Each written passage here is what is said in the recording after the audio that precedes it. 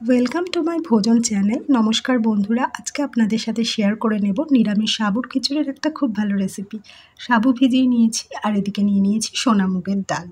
এবারে শুকনো খোলায় ডালটা ভেজে নুন আর হলুদ দিয়ে সেদ্ধ করে রেখেছি। কড়াই দিয়ে দিলাম সর্ষের তেল, গরম তেলে দিয়ে দিচ্ছি শুকনো লঙ্কা ফোড়ন, দিয়ে দিলাম গোটা জিরে, তারপরে একটু গ্রেটেড আদা দিলাম।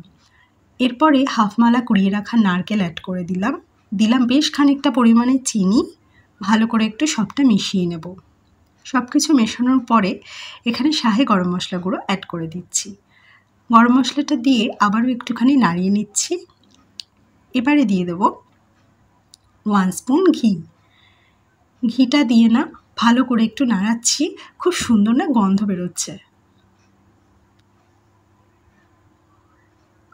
এবারে সেদ্ধ করে রাখা মুগের ডাল ঢেলে দিলাম। গ্যাসের ফ্লেম মিডিয়ামে আছে। খুব সাবধানে ডালটা ঢালার পরে সবটা একটুখানি ভালো করে মিশিয়ে নিচ্ছি।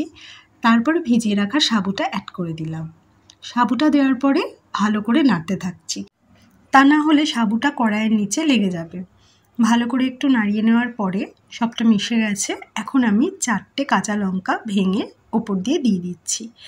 এরপরে একটুক্ষণ রেখেছি, একটু নাড়িয়ে চাড়িয়ে নিয়েছি, তারপরে বেশ খানিকটা জল দিলাম। দিয়ে সবটা ভালো করে একটু মিশিয়ে নিচ্ছি।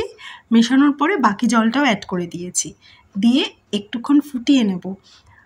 ব্যাস, ফুটে গেছে। এবার গ্যাসটা অফ করব। তার আগে বাকি হাফমালা নারকেলটা অ্যাড করে সবটাকে মিশিয়ে নিয়ে এবার গ্যাসটা বন্ধ করে দেব।